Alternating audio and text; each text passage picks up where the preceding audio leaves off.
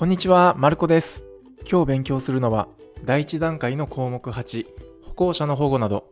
この項目について勉強していきたいと思います。車を運転するときは歩行者に気をつけましょうなんてよく言いますよね。その理由は歩行者との事故は死亡事故などの重大な事故になりやすいからです。よって車を運転するときは歩行者に注意して走行する義務があります。もしその義務を怠って事故を起こしてしまうと、相手が歩行者の場合は相手が車の場合の時より大きな責任を負う可能性が非常に高くなります。交通ルールは歩行者に寄り添って作られているのです。それもそのはず、歩行者と歩行者がぶつかって死亡事故というのはないですからね。大きな事故が起きるときはいつだって車が関わっています。今回この動画では自分が交通事故の加害者とならないように歩行者と自転車のそばを通るときの通行方法や学科試験で間違いの多い要注意な問題をピックアップして解説していきたいと思います。それでは早速いきましょう。まずは歩行者や自転車のそばを通るときの注意点です。歩行者や自転車のそばを通るときは接触事故の防止のため車とその間に安全な間隔を空けなければいけません。しかし住宅街などの道路だと道幅が狭くて歩行者や自転車との間に安全な間隔が空けられない場合もありますよね。その場合は車は速度を落として徐行で通行しなければなりません。歩行者や自転車のそばを通るときは安全な間隔を空ける、空けられない場合は徐行と覚えておきましょう。これが歩行者などのそばを通るときの原則となります。またその原則が適用されない例外のパターンがあります。次の場合ですね。イラストのような近くで親などが見ていない子供が一人で歩いている場合や障害がある方、杖を使って歩いている高齢者の方がいる場合などは車は一時停止か徐行をしてこれらの人が安全に通行できるようにしなければなりません。この場合は先ほどの安全な間隔を空けるか徐行で進む原則とは変わり、一時停止か徐行でより安全に気をつけてその歩行者のそばを通行します。次は停止中の車のそばを通るときの注意点です。運転中、路上駐車などで止まっている車のそばを通るときがあります。その時は急にドアが開いたり発進したり車の陰から人が飛び出したりする場合があるので注意しながら通行します。中でも特に注意が必要なのは通学通園バスが児童や園児などの乗り降りのために停止している場合です。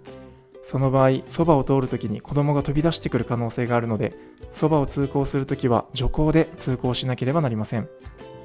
また子供というとこの標識も注意です。この標識は学校、幼稚園、保育所等ありの標識で、この標識付近に学校などがあることを示しています。子どもの飛び出しも多いエリアなので、この標識のある道路を通行するときは、登下校の時間は特に気をつけて通行するようにしましょう。また、この標識と似た標識でこんな標識があります。この標識は横断歩道です。よく見ると標識の中に横断歩道が描かれていますね。この2つの標識はよく似ているので違いに気をつけましょう。ちなみに横断歩道の標識はこの子供が描かれているものと大人の男性が描かれているものの2種類あります。どちらもこの先に横断歩道があることを示す意味の標識となります。次はそんな横断歩道に近づいた時の注意点です。横断歩道は歩行者が安全に横断できるように設けられた場所ですので、車でこの先を通行するときは次のように通行しなければなりません。1、横断する人がいないことが明らかなときはそのまま進むことができます。2、横断する人がいるかいないか明らかでないときは横断歩道の手前で停止できるように速度を落として進まなければなりません。3、歩行者が横断しているときや横断しようとしているときは横断歩道の手前で一時停止をして歩行者に道を譲らなければなりません。では次に横断歩道の手前に停止している車があるときです。横断歩道を歩行者が横断しようとしていたら先ほどのように車は一時停止して道を譲らなければならないのですが、横断歩道の手前に車が止まっていて歩行者がいるのかがわからない場合があります。この場合は前方に出る前に一時停止をして安全を確かめてから通行します。よく徐行で通行すると引っ掛け問題で出題されるので、この場合は一時停止だと覚えておきましょう。次は停止中の路面電車のそばを通るときです。この時は乗り降りする人や道路を横断する人がいなくなるまで、車は路面電車の後方で停止して待たなければなりません。停止中の路面電車のそばを通るときは、この後方で停止が原則となります。しかし、次の場合は例外として、停止中の路面電車のそばを通るときでも徐行で進むことができます。1、安全地帯があるとき。安全地帯とは、路面電車を乗り降りする歩行者の安全を確保するための場所のことです。安全地帯があれば、歩行者との接触事故は防げるので、乗り降りする人がいてもいなくても徐行で進むことができます。2、安全地帯がなく乗り降りする人がいないときで、路面電車との間に 1.5 メートル以上の間隔が取れるとき。安全地帯がない場合でも 1.5 メートルという歩行者の乗り降りに対応できる間隔が空けられるときは徐行で進むことができます。ただしこの場合は乗り降りする人がいないときに限ります。もし乗り降りする人がすでにいるときなら 1.5 メートル以上の間隔が取れても安全ではないので進むことができません。気をつけましょう。次は初心運転者、高齢運転者、聴覚障害のある運転者などの保護です。このマークの標識を車の前と後ろにつけている車を運転中に見かけたら、相手に配慮しながら運転してください。では、それぞれ解説していきます。これは初心運転者標識といって、準中型免許や普通免許を取って1年を経過していない初心運転者が準中型または普通自動車を運転するときに車の前と後ろにつけなければならない標識です。これは高齢運転者標識といって70歳以上の高齢運転者が普通自動車を運転するときに車の前と後ろにつけるようにする標識です。これは聴覚障害者標識といって聴覚障害を理由に免許に条件がついている運転者が準中型または普通自動車を運転するときに車の前と後ろにつけなければならない標識です。これは身体障害者標識といって肢体不自由を理由に免許に条件がついている運転者が普通自動車を運転するときに車の前と後ろにつけるようにする標識です。これは仮免許練習標識といって仮免許による運転練習をするときに車の前と後ろにつけなければならない標識です。この中でもこの3つの標識は表示する義務があります。該当者が表示しないで運転をすると交通違反にもなりますので、自身が該当する場合は必ずつけるようにしましょう。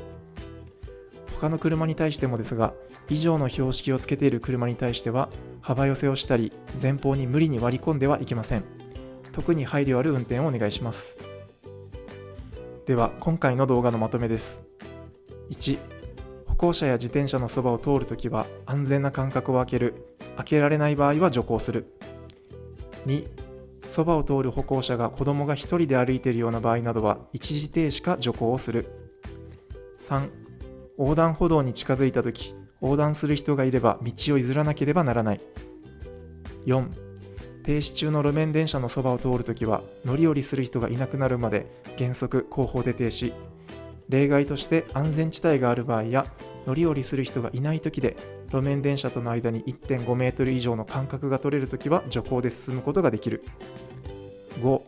初心運転者標識などの条件に一致するものは車の前と後ろにそれぞれの標識をつける。またその表示をしている車に対して幅寄せや割り込みをしてはいけない。では最後に練習問題です。第1問。停留所に停止中の路面電車に追いついたとき、安全地帯があれば乗り降りする人がいても徐行して通過することができる。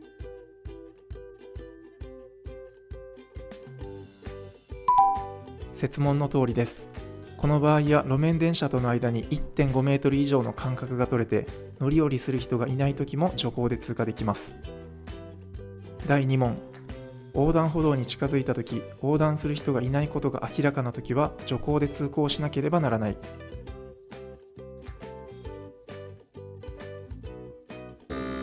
横断する人がいないことが明らかであれば安全なので徐行もせずそのまま進むことができます。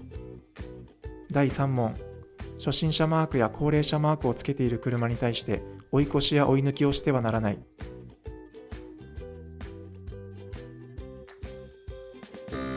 初心者マークの車などに対して配慮ある運転をすることは大事ですが、状況が良ければ追い越しや追い抜きはしても構いません。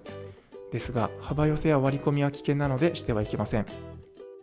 では、今回の教習は以上となります。お疲れ様でした。このチャンネルでは現役の教習所教官による免許試験対策の動画を配信しています。今回の動画が良ければ評価やコメント、チャンネル登録をよろしくお願いします。マルコ教官ブログというブログもやっています。ブログでは免許に関わる情報と生活改善情報を発信していますので、こちらもチェックしていただけるとありがたいです。Twitter もやっています。YouTube やブログの更新情報、日々思ったことをつぶやいています。どちらも概要欄に記載してありますので、良ければフォローお願いします。それではご視聴ありがとうございました。